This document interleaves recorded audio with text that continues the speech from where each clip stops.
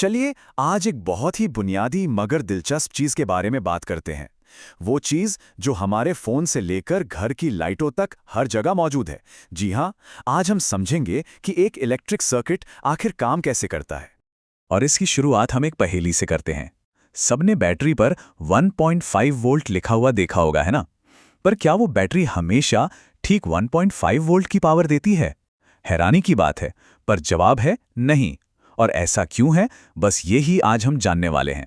अच्छा, तो बिजली के इस बहाव को समझने का सबसे आसान तरीका पता क्या है?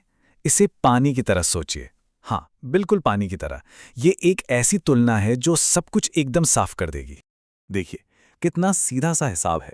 जैसे एक पाइप के अंदर बहता हुआ पानी जलधारा कहलाता है, बिल्कुल वैसे ही जब किसी तार के अंदर इलेक्ट्रिक चार्ज बहता है तो वो बन जाती है विद्युत धारा। इसी को हम सब इलेक्ट्रिक करंट के नाम से जानते हैं। ठीक है, तो चार्ज बह रहा है, पर सवाल यह है कि आखिर वो बह क्यों रहा है? उसे कोई धक्का तो दे रहा होगा, है ना? मतलब किसी तरह का दबाव। तो ये दबाव आता कहाँ से है? फिर से पानी वाले उदाहरण पर चलते हैं। सोचिए, एक सीधी सपाट पाइप है, उसमें पानी भरा है, पर वो कहीं नहीं जा रहा। क्यों? क्योंकि कोई प्रेशर डिफरेंस नहीं है। पानी तभी बहेगा जब एक सिरे पर दबाव ज्यादा हो और दूसरे पर कम। बिल्कुल यही कहानी बिजली की है। चार्ज भी तभी बहता है जब दो पॉइंट्स के बीच एक इलेक्ट्रिक प्रेशर का अंतर होता है। तो पानी के सिस्टम में ये दबाव कौन बनाता है? एक पंप, है ना? हमारे इलेक्ट्रिक सर्किट में वही पंप का काम करती है एक बैटरी। और पानी के इस दबाव के अंतर को ही हम बिजली की दुनिया में कहते हैं पोटेंशियल डिफरेंस, या जिसे हम आमतौर पर वोल्टेज कहते हैं। अब यहाँ एक बहुत ही मजेदार कॉन्सेप्ट आता है। बैटरी की धक्का देने की जो कुल टोटल क्षमता होती है ना, उसे कहते हैं इलेक्ट्रोमोटिव फोर्स या ईएमएफ।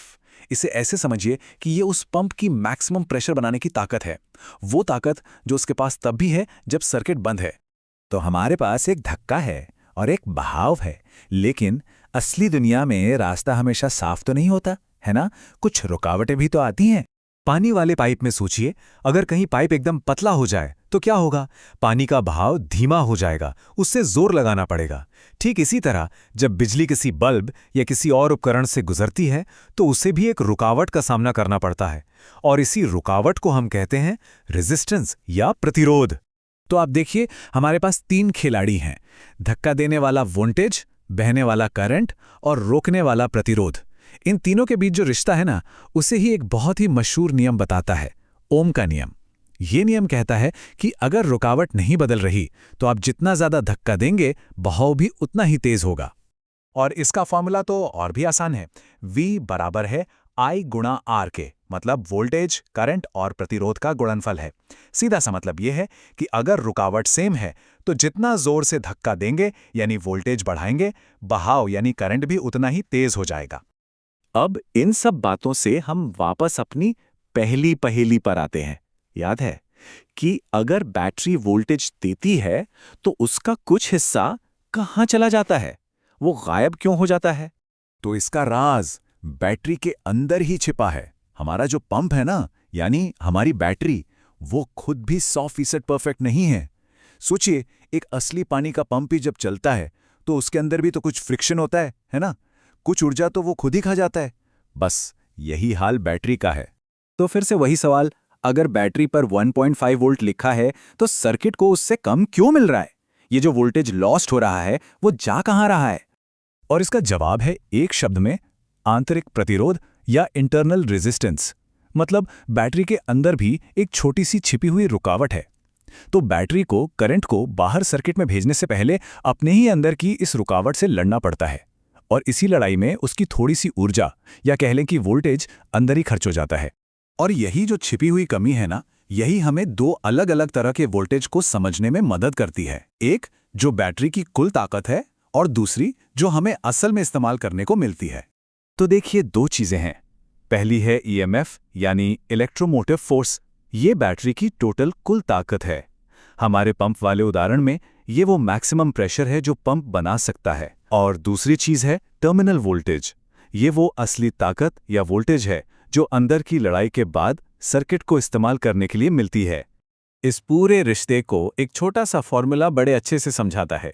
E = V + IR। यह E हो गया बैटरी का टोटल पोटेंशियल, मतलब EMF। V हो गया वो वोल्टेज जो हमें बाहर मिला, हमारा टर्मिनल वोल्टेज।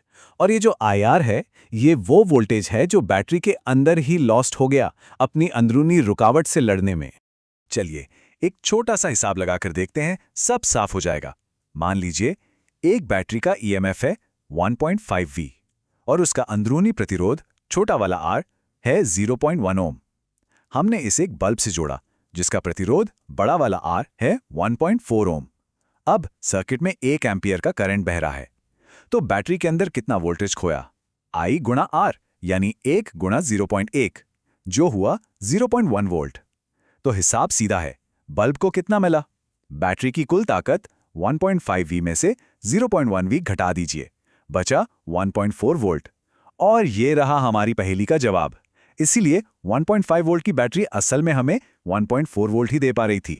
तो इसे ऐसे भी कह सकते हैं कि एक बैटरी हमेशा खुद के अंदर ही एक लड़ाई लड़ रही होती है, और जो वोल्टेज हमें बाहर मिलता है वो उस लड़ाई के बाद बची हुई ताकत है। तो चलिए आज की बात को एक आखिरी दिलचस्प सवाल पर खत्म करते हैं।